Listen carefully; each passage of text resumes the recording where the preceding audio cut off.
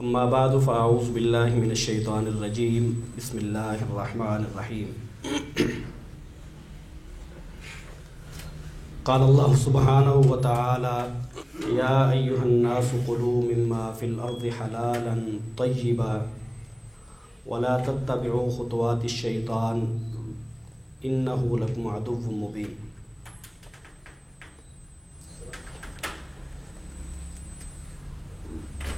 اے لوگوں، اللہ تعالیٰ نے تمہیں جو حلال اور پاکیزہ رزق دیا ہے اس سے کھاؤ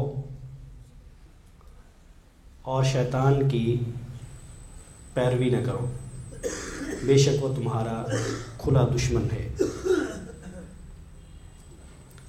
قرآن مجید کے ایک دوسرے مقام پر اللہ تعالیٰ فرماتے ہیں یا بنی آدم، اے آدم کی اولاد، خذوا زینتکم عند کل مسجد، کہ زینت اختیار کرو مسجد میں آتے ہوئے، وَكُلُوا وَاشْرَبُوا وَلَا تُسْرِفُوا، اور کھاؤ پیو لیکن اسراف نہ کرو، اِنَّهُ لَا يُحِبُّ الْمُسْرِفِينَ، اسراف کرنے والوں کو اللہ تعالیٰ پسند نہیں فرماتے۔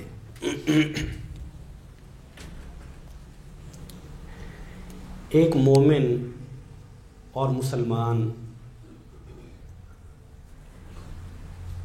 باوقار ہوتا ہے، عزت نفس رکھنے والا ہوتا ہے،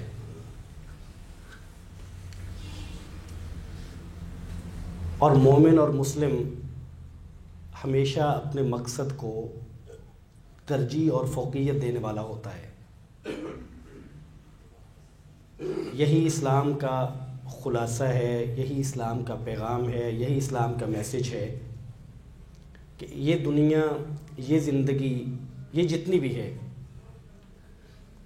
اسے گزاریں، لیکن گزاریں ایسے کہ جس مقصد کے لیے پیدا کیا گیا ہے وہ مقصد ترجیح ہو، وہ مقصد سب سے آگے ہو، ساری چیزیں اس کے بعد ہوں۔ اور یہ بات بتانے کی نہیں کہ میری اور آپ کی زندگی کا مقصد ہے کیا، یہ ہم نے بہت دفعہ سنا ہے، یہ ہمیں اچھی طرح معلوم ہے کہ مجھے اور آپ کو اللہ تعالیٰ نے یہاں کیوں بھیجا ہے۔ ہوتا یوں ہے کہ یہ جانتے ہوئے کہ میری زندگی کا مقصد، آپ کی زندگی کا مقصد کیا ہے، سستی آتی ہے، کاہلی آتی ہے، ترجیح تو ہماری باہر صورت یہ ہوتی ہے، لیکن بسا اوقات خواہشات کا، نفس کا غلبہ ہو جاتا ہے، تو یوں محسوس ہوتا ہے کہ جیسے دیگر چیزیں ہمارا مقصد اصلی بن چکی ہیں، اور جو اصل مقصد تھا اللہ کی رضامندی اور آخرت کی کامیابی اور اللہ کی عبادت، وہ پیچھے رہ جاتی ہیں، اور وہ چیزیں جو اس مقصد کو حاصل کرنے کے لیے معاون تھیں وہ اصل بن جاتی ہیں۔ اس کی مثال اب یوں سمجھیں کہ ہم کام کرتے ہیں، کاروبار کرتے ہیں، ہم جاب کرتے ہیں، اور اس سے مقصد یہ ہے کہ ہم نے اتنا کمانا ہے کہ جس سے میں اور وہ تمام لوگ جن کی ذمہ داری مجھ پہ ہے ان کا پیٹ بھر سکے۔ اور یہ پیٹ کیوں بھرنا ہے؟ تاکہ میں اور وہ تمام لوگ جن کی ذمہ داری مجھ پہ ہے وہ زندہ رہ سکیں، اور میں نے اور جن کی ذمہ داری مجھ پہ ہے، ہم نے زندہ اس لیے رہنا ہے کہ ہم اللہ کی رضا کو حاصل کر سکیں۔ لیکن عملاً یہ صورت یوں بن چکی ہے کہ پیسہ کمانا، کاروبار اس طرح کر کے کرنا کہ ساری صلاحیتیں، سارا وقت اس کو دینا تاکہ زیادہ مال ملے، زیادہ نفع آئے، اور اگر وقت ملے تو اللہ کی رضا کے لیے، اللہ کی عبادت کے لیے کچھ وقت نکالے۔ عملاً صورتحال یہ ہے۔ آج بھی ابھی بھی اس وقت کی بھی ہم بات کر لیں تو اب دیکھیں ہمارے کتنے مسلمان بھائی ہیں جو اس وقت دکان کھول کے بیٹھے ہیں. کیوں بیٹھے ہیں؟ اس لیے بیٹھے ہیں کہ جتنے گاہک آ جائے اتنا ہی فائدہ ہے، جتنا مال آ جائے اتنا ہی فائدہ ہے. یعنی کہ اس وقت مقصد اصلی وہ پیسہ ہے، وہ مال ہے، اور اللہ کی رضا جو اصل مطلوب تھی وہ مقصد ثانی ہے، وہ ترجیح نہیں ہے، یا کہہ لیں کہ اول ترجیح نہیں ہے. جب ہم مال کماتے ہیں، میں بھی آپ بھی، تو ہم مال کیوں کماتے ہیں؟ اس لیے کماتے ہیں نا کہ ہمارے ساتھ پیٹ لگا ہوا ہے زندہ رہنے کے لیے. یا پیٹ ہے یا پھر آسائشیں ہیں، اور آسائشیں تو وہ ہیں جو کبھی ختم نہیں ہوتی، کبھی بھی ختم نہیں ہوتی. آپ جس بھی شخص سے پوچھیں جو آسائشوں میں رہتا ہے، اس کی نظر اس سے اگلی آسائشوں پہ ہے، اور اس سے اگلی سٹیج والا اس سے اگلی آسائشوں پہ نظر رکھے ہوئے ہے. یہ ختم ہونے والی نہیں ہے. اگر ایک شخص کا پیٹ بھر جائے، اور پیٹ اس طرح بھرے کہ وہ شخص زندہ رہ سکتا ہو، اور وہ زندہ ہے اور اللہ کی رضا کے لیے تگ و دو کرتا ہے، تو یہی انسانی زندگی کا مقصد ہے، اور یہی ایک دانا، سمجھدار اور عقل مند آدمی کرتا ہے. یہ ایک تمہیدی بات ہے. اصلاً جو بات میں آپ کے سامنے رکھنا چاہتا ہوں وہ ہمارا ایک معاشرتی مسئلہ ہے. وہ میرا بھی مسئلہ ہے، وہ آپ کا بھی مسئلہ ہے، اور ہمارے بہن بھائی، ہمارے ساتھ جڑے ہوئے لوگ، ہمارے رشتہ دار، ہمارے دوست احباب، سب کا مسئلہ ہے. تو آپ کے سامنے اس لیے رکھ رہا ہوں کہ میں اور آپ مل کے، چونکہ ہم معاشرہ بنتے ہیں، اور جب ہم کہتے ہیں کہ یہ معاشرہ اچھا نہیں ہے، تو اس معاشرہ، اگر یہ معاشرہ اچھا نہیں ہے اور اس کو اچھا کرنا ہے تو یہ میں اور آپ نے مل کے کرنا ہے. میں اور آپ بدلیں گے تو یہ معاشرہ بدلے گا. اب اگر اس معاشرے کا 22 کروڑ آدمی یا 22 کروڑ لوگ، ہر بندہ اپنی جگہ پہ جب بیٹھے اور جب بات کرے تو وہ یہی کرے کہ معاشرہ ایسا ہے، یہ تو فلانی عادتیں اچھی نہیں ہیں، دیکھیں یہ تو چیزوں کا ضیاع بڑا ہوتا ہے، دیکھیں جی یہاں تو عزت نفس باقی نہیں رہتی، یہاں تو ہر بندے کو. یعنی جب ہم باتیں کرتے ہیں تو بڑی دنا باتیں کرتے ہیں، جب ہم سمجھاتے ہیں لوگوں کو تو بہت اچھا سمجھاتے ہیں، لیکن جب اس پہ عمل کرنے کی باری آتی ہے تو وہ نہیں کر پاتے. یہی وجہ ہے کہ معاشرہ اچھا نہیں ہوتا. ورنہ میں اور آپ مل کے معاشرہ ہیں، معاشرہ ہمارا ہی نام ہے، تو یہ کیوں اچھا نہیں ہو رہا؟ اور میں اور آپ ہی یہ اچھی اچھی باتیں کرتے ہیں، تو یہ اچھا کیوں نہیں ہوتا؟ اس معاشرتی برائی میں سے ایک برائی جس کا ذکر آپ کے سامنے کر رہا ہوں وہ یہ ہے کہ ہم چیزوں کا ضیاع بہت کرتے ہیں، چیزیں ضائع بہت کرتے ہیں، اور جو چیزیں ضائع کرتے ہیں ان میں سے ایک بہت ہی قیمتی اور اللہ کی بہت ہی بڑی نعمت، اس کو بے دریغ اس کا ضیاع کرتے ہیں، اور وہ ہے خوراک اور کھانا. کھانا اور خوراک بے دریغ. میں اس کے ضائع کرنے پہ بات کرتا ہوں. اس سے پہلے میں اس پہ بات کروں کہ جو کھانا اور خوراک جو اللہ کی نعمت ہے اور اللہ نے جو ہمیں عطا کیا ہے، اگر اللہ ہمیں عطا نہ کرتا، یہ اللہ کی نعمت ہے. یہ ایک بات اپنے ذہن میں صاف کر لیجئے، کلیئر کر لیجئے کہ خوراک جو ہمیں ملتی ہے یہ میری اور آپ کی محنت نہیں ہے، یہ اللہ کی دین ہے اور یہ اللہ کی نعمت ہے. میرے اور آپ کے پاس جتنا بھی مال ہو، اگر اللہ تعالیٰ یہ نعمت عطا نہ کریں تو ہم یہ حاصل نہیں کر سکتے. اگر زمین اناج نہ اگائے تو میرا اور آپ کا پیسہ اور مال کس کام کا ہے؟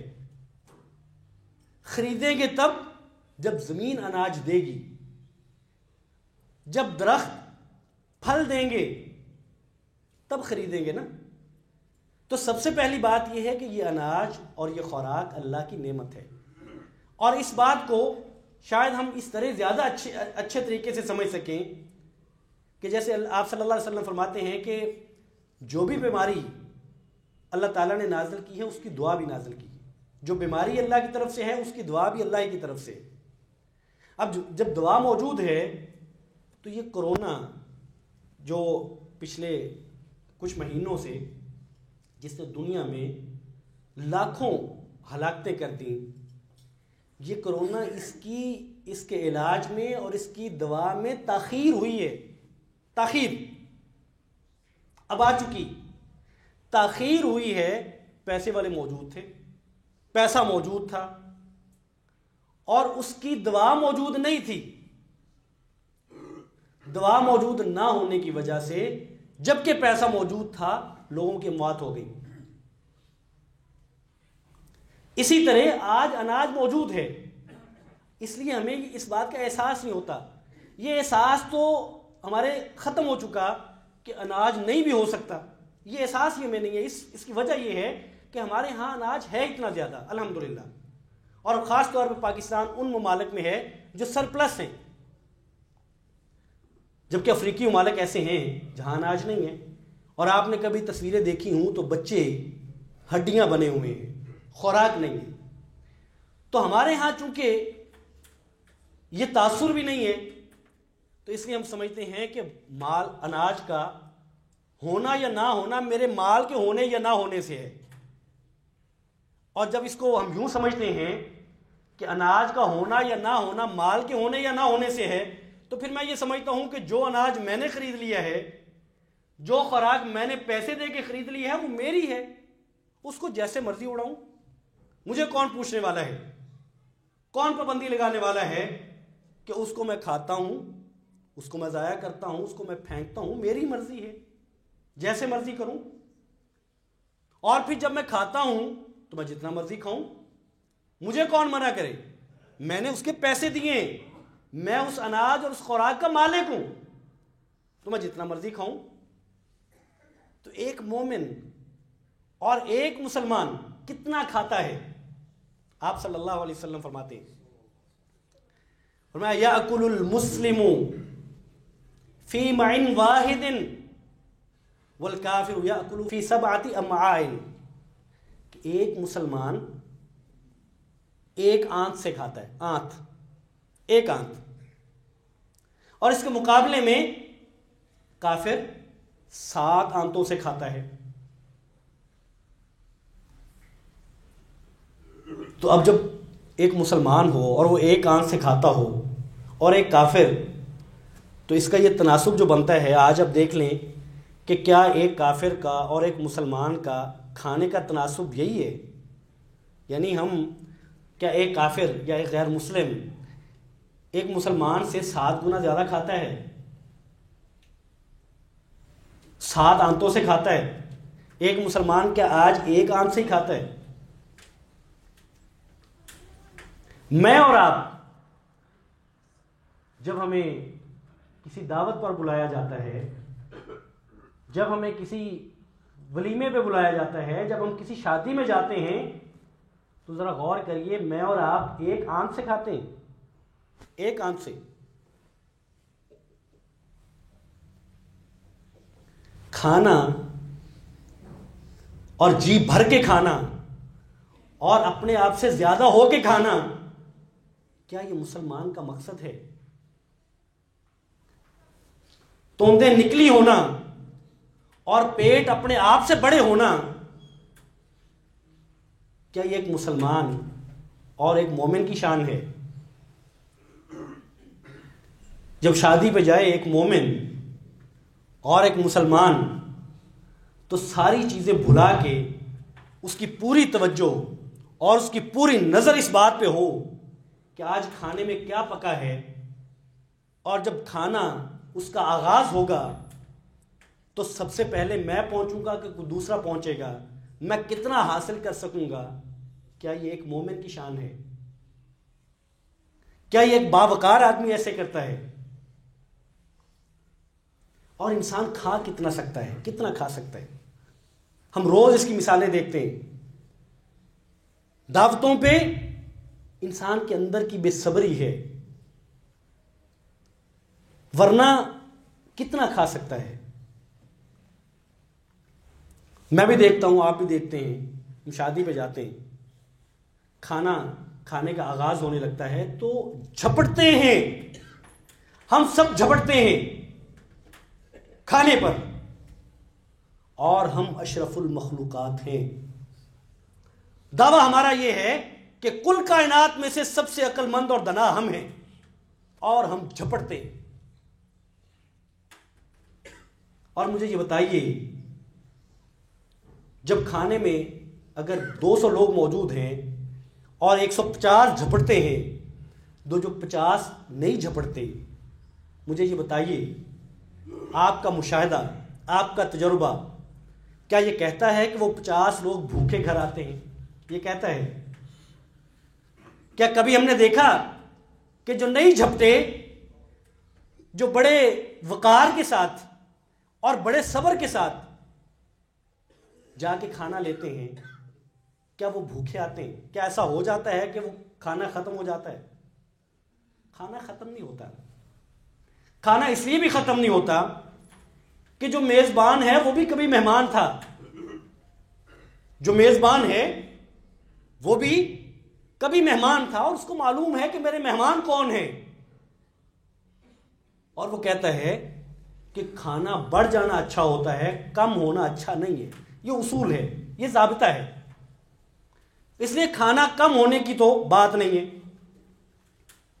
اور پھر اس کو اپنی عزت کا بھی ڈر ہے، حالانکہ مہمان بھی مسلمان ہوں اور میزبان بھی مسلمان ہو، تو میزبان کو عزت کا ڈر کیسا؟ وہ کیوں ڈرے؟ اس کے بھائی تو ہیں، اس کے مسلمان بھائی ہیں جو اس کے مہمان ہیں، اور مسلمان وہ ہے جو مسلمان کی یہ تو عیب نہیں ہے، عیوب پر بھی پردہ ڈالتا ہے، جو اس کی کمزوریوں پر پردہ ڈالتا ہے۔ تو جب مسلمان مہمان ہوں اور مسلمان میزبان ہو، تو پھر اس کو کھانا کم ہونے کا یا کم ہو جانے کی وجہ سے عزت کے چلے جانے کا ڈر کیسا؟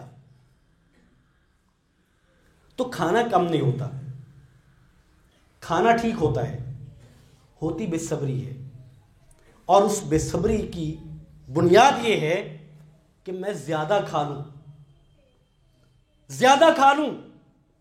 زیادہ کھانا انسان کو بے صبری پر ابھارتا ہے، اور وہ انسان سے نازیبا، ناشائستہ اور وقار کے خلاف کام کرواتا ہے کہ میں زیادہ کھا لوں۔ اور جو انسان زیادہ کھاتا ہے، میں اور آپ کھاتے ہیں، تھوڑا بھی کھاتے ہیں، جتنی چاہت ہے اتنا بھی کھاتے ہیں اور زیادہ بھی کھاتے ہیں۔ آپ کبھی غور کریے، جب ہم زیادہ کھاتے ہیں تو اس کا کیا فائدہ ہے؟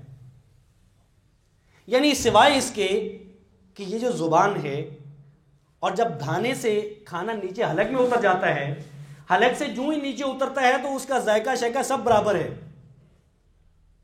یعنی صرف یہ ذائقہ لینے کے لیے اور بار بار ذائقہ لینے کے لیے ہم ایک چیز کو زیادہ کھاتے ہیں، اور وہ زیادہ کھانا وہ پھر جا کے بیماری کا باعث بنتا ہے، اور بیماری کا نہیں، بیماریوں کا باعث بنتا ہے۔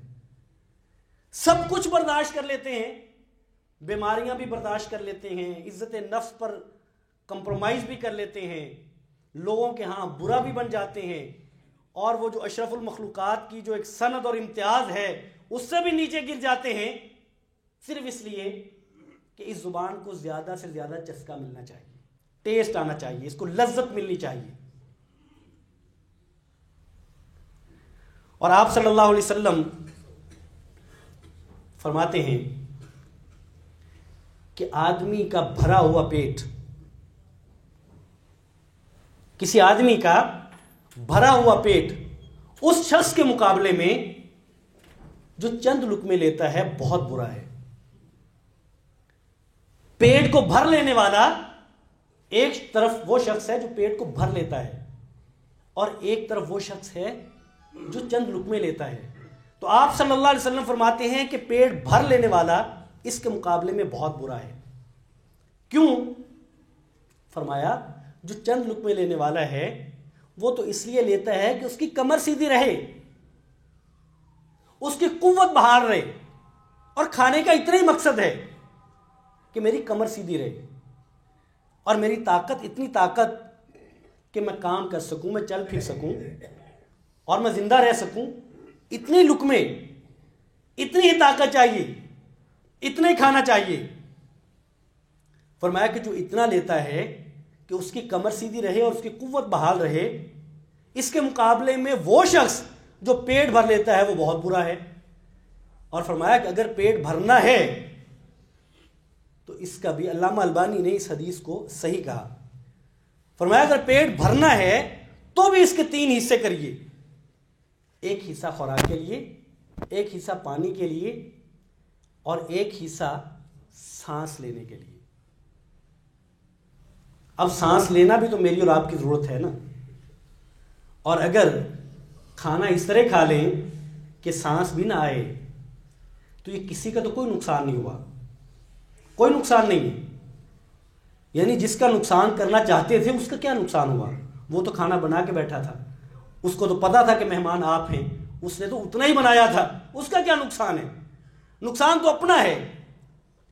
اور دعوتیں، اور خاص طور پہ شادیاں اور دعوتیں، یہ ایسی چیز بن گئیں کہ گویا کہ ہمارے یہاں اللہ تعالیٰ نے، یہ اللہ کا کرم ہے، اور انشاءاللہ تعالیٰ ہم مسلمان ہیں اور ہمارے تمام کے اندر اصلاح کا جذبہ موجود ہے، اور انشاءاللہ یہ بہتری آئے گی، اور یہ آئی ہے اور آئے گی. ورنہ آج بھی ہمارے دیہاتوں میں یا بعض خاص علاقوں میں آج بھی موجود ہے کہ آپ جب شادی میں جاتے ہیں تو آپ باقاعدہ جاتے ہیں کہ چونکہ آپ نے نیوندرا دینا ہے، چونکہ آپ نے گفٹ دینا ہے، تو آپ کتنے لوگ کے لے کے جائیں کہ آپ اس کو پورا کر کے، آپ نے چونکہ پیسے دینے ہیں، آپ نے اتنا کھانا کھانا ہے. بھئی آپ کو تو اکرام دیا تھا ایک مسلمان نے، آپ کو تو اپنی خوشی میں شریک کیا تھا. وہ کھانے کی دعوت نہیں تھی، کھانا تو آپ کا اکرام ہے. وہ اصل میں تو اس کی محبت ہے کہ اس نے آپ کو، آپ کے ساتھ اخوت کا تعلق ہے، آپ سے رشتہ داری ہے، آپ سے خون کا رشتہ ہے. آپ کو تو اس لیے بلایا تھا کہ یہ رشتہ داریاں، یہ صلہ رحمی اور یہ تعلق باقی رہے، یہ مضبوط ہو، اخوت کا رشتہ پروان چڑھے. اور آپ کا مقصد اس مسلمان بھائی کی دل جوئی، اس کے ساتھ تعاون کی بجائے یہ ٹھہرا کہ چونکہ مجھے گفٹ دینا پڑے گا، چونکہ اس نے مجھے دعوت دی، مجھے گفٹ دینا پڑے گا، لہذا اس گفٹ کو میں نے پورا کیسے کرنا ہے. اور ایسی مثالیں موجود ہیں کہ لوگ کھانا کھایا اور کھانا کھاتے ہوئے گوشت اور بوٹیاں کھائیں اور شوربہ پھینکتے گئے. ایسی مثالیں میں نے جب میرا ذہن بنا اس پہ، اور مجھے ہمارے ایک دوست نے توجہ دلائی کہ اس پہ آپ بات کریں، تو میں نے جب مختلف لوگوں سے اس پہ بات کی کہ ایک تو میرا مشاہدہ ہے، لوگوں کے بھی مشاہدات ہیں، تو آپ یقین کریں بڑی عجیب و غریب چیزیں ہیں. ایک صاحب کہتے ہیں کہ ہمارے ایک عزیز، ہم سارے شادی پہ گئے تو نان اور قیمہ ولیمے میں تھا، تو کہہ رہے میں نان کھا رہا تھا، تو مجھے اس صاحب نے کہا کہ اللہ کے بندے آپ کو آج تک شادی کھانا نہیں آئی، تجھے شادی کھانا نہیں آئی. یعنی شادی پہ نان کھانا گویا کہ یہ شادی کے اور دعوت کے مقصد کے خلاف ہے. انسان نے کبھی قیمہ دیکھا ہے؟ کبھی اس سے گھر گوشت کھایا ہے؟ کبھی اس نے میٹھی کوئی ڈش اس کو گھر میں ملی ہے؟ شادی پہ تو ملتی ہے. تو آپ اندازہ کریں، میں بار بار دہراتا ہوں، اس لیے دہراتا ہوں، ایک مومن، ایک مسلمان کا وقار ہے. اور پھر وہ لوگ جو اولاد والے ہیں، جن کے چھوٹے بہن بھائی ہیں، وہ باپ ہو چکے، وہ بڑے بھائی بن چکے، وہ شوہر بن چکے، انہوں نے تو تربیت کرنی ہے، انہوں نے معاشرہ بہتر کرنا ہے، انہوں نے سلیقہ دینا ہے، سلیقہ مندی دینی ہے. اور اگر وہ لوگ یہ کریں گے تو کون سمجھائے گا؟ تو ایک یہ ہے کہ آپ صلی اللہ علیہ وسلم کی تعلیمات کے مطابق کھانا اتنا کھانا ہے جس سے کمر سیدھی رہے.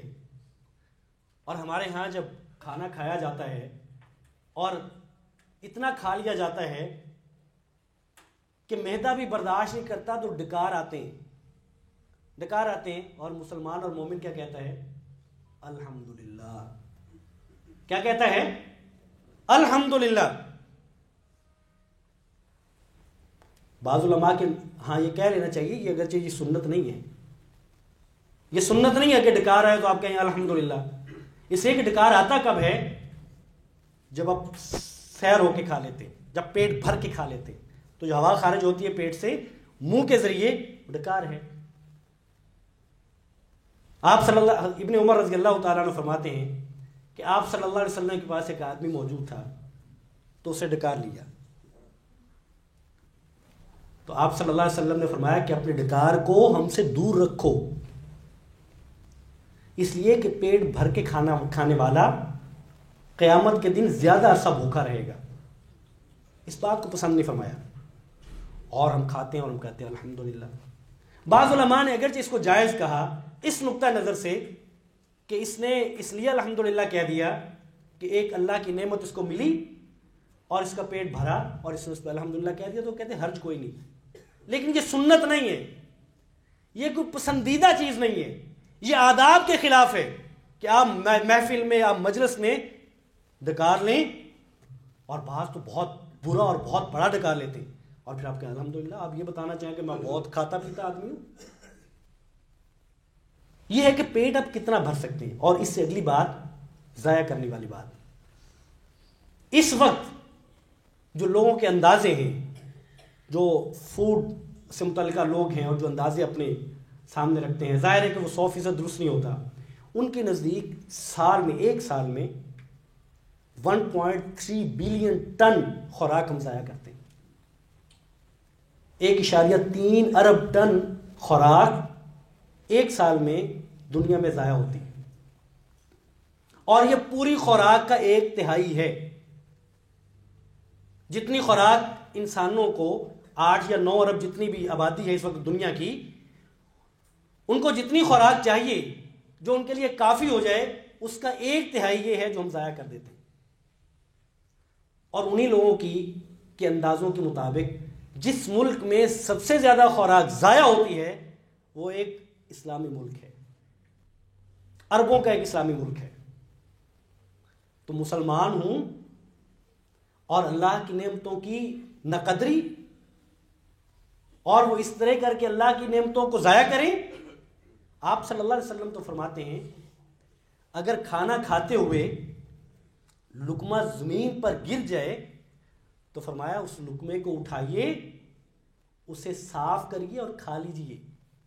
اگر وہ لقمہ ایسا ہے، یعنی کوئی ٹھوس چیز ہے جو صاف ہو سکتی ہے، یا ایسی چیز ہے جو دھل سکتی ہے، گر گئی تو اس کو اٹھائیے، اس کو کھائیے۔ ہم نے اس کو پروٹوکول کے خلاف بنا لیا، ہم نے جو ہمارے اپنے تہذیب کے اصول اور ضابطے ہیں ہم نے اس کے خلاف بنا لیا، جبکہ رسول کریم صلی اللہ علیہ وسلم کی حدیث مبارکہ ہے، فرمایا کہ اگر لقمہ گر جائے، کیونکہ لقمے کی قیمت ہے، لقمے کی اہمیت ہے، لقمہ اللہ کی نعمت ہے، یہ اللہ کا دیا ہوا اناج ہے، اس کی قدر و قیمت ہے، اس کو اس طرح جانچیں، اس کو یوں نہ جانچیں کہ یہ میرے پیسے کا ہے، اللہ نہ دے تو تیرا میرا پیسہ کچھ نہیں کر سکتا، یہ اللہ کی نعمت ہے۔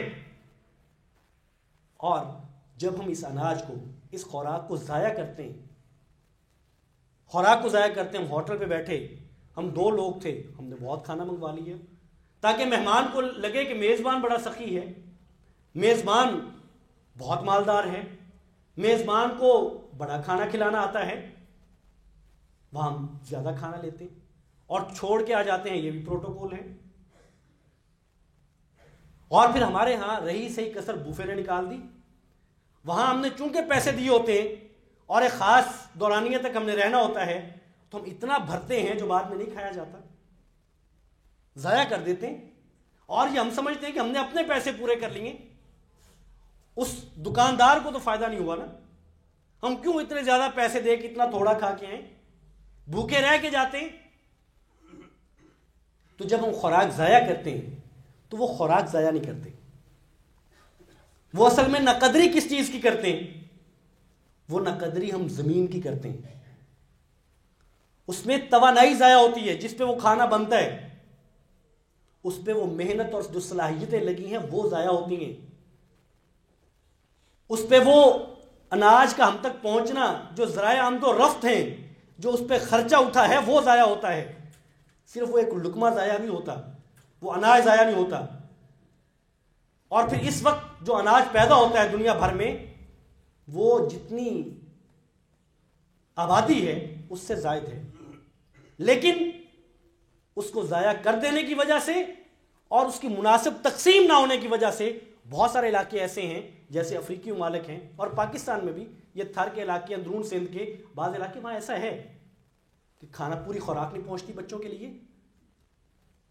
تو ایک مسلمان، ایک مومن، اس کے لیے نصیحت یہ ہے کہ کلو وشربو ولا تسرفو، کھاؤ پیو، ولا تسرفو، اسراف نہ کرو، خوراک کو ضائع نہ کرو، کھانے کو ضائع نہ کرو. یہ اللہ کی نعمت ہے. اور اگر میں پھر دہرا دیتا ہوں، جو دوست بعد میں آئے ان کے لیے پھر دہرا دیتا ہوں کہ ذہن میں یہ بات نہ لیجئے کہ یہ میرے اور آپ کے مال کی کمائی ہے، اس کو جیسے اور میں جیسے مرضی خرچ کروں، میں ضائع کر دوں. نہیں، یہ اللہ کی نعمت ہے. اگر اللہ تعالیٰ یہ نہ دے تو میرا اور آپ کا مال یہ نہیں حاصل کر سکتا. اور اس کی مثال میں دہرا دیتا ہوں. اس کی آج کی مثال یہ ہے کہ جب ایک بیماری کا علاج، جبکہ بیماریوں کے علاج موجود ہیں، اس میں تاخیر ہوئی تو اس میں اموات ہوئی. اور اللہ تعالیٰ نے اگر وہ بیماری کا علاج دیا ہے تو علاج ہونا شروع ہو جائے گا. اگر اسی خوراک میں تاخیر ہو یا کم ہو جائے یا نہ ملے تو اموات واقع ہو. اس لیے یہ اللہ کی نعمت ہے، اس کو ضائع نہ کریے. آپ کے پاس کھانا موجود ہے، زائد ہو چکا، آپ اس کو رکھ لیں، اس کو شام کو کھا لیں. آج تو آپ اس کو منجمد کر سکتے ہیں، لوگوں کے ہاں فریزر موجود ہیں، اس کو کھا لیں، اگلے دن کھا لیں، اس کو اپنے ہمسائے میں دیں، اس کو ضرورت مندوں میں دیں، اس کو ضرورت مندوں تک پہنچائیے. نہیں ملتے جانوروں کو کھلا دیجئے، لیکن ان کو کوڑے کے ڈھیروں پہ نہ پھینکیں. تو اللہ تعالیٰ مجھے اور آپ کو توفیق عطا فرمائے. میں اور آپ مسلمان ہیں، مجھے اور آپ کو ایک آنکھ سے کھانا ہے، مجھے اور آپ کو اتنا کھانا ہے کہ جس سے کمر سیدھی رہے، جس سے میری قوت بہار رہے. پیٹ بھرنا اور پیٹ کو باہر نکالنا اور اس میں اتنا ٹھونس لینا کہ سانس نہ آئے، یہ ایک مسلمان کی شان نہیں ہے. اتنا کھائیے، لوگوں کو بتائیے. دعوت پہ ہیں، شادی پہ ہیں، کہ کھانے کی ٹیبل پہ ہیں تو لوگوں کو یہ بات بتائیں، انہیں یہ سمجھائیں کہ یہ پروٹوکول نہیں ہے. اتنا لیں جتنا کھانا ہے، اتنا منگوائیں جتنا کھانا ہے. اگر زائد ہے تو اس کی پیکنگ کروائیں، گھر لا کے بچوں کو دیں، کسی اور کو دیں، ضائع نہ کریں. اللہ تعالیٰ مجھے اور آپ کو توفیق دے کہ اللہ کی جتنی نعمتیں ہیں اس خوراک سمیت ہم ان کی قدر کریں. وآخر دعوانا الحمدللہ رب العالمین.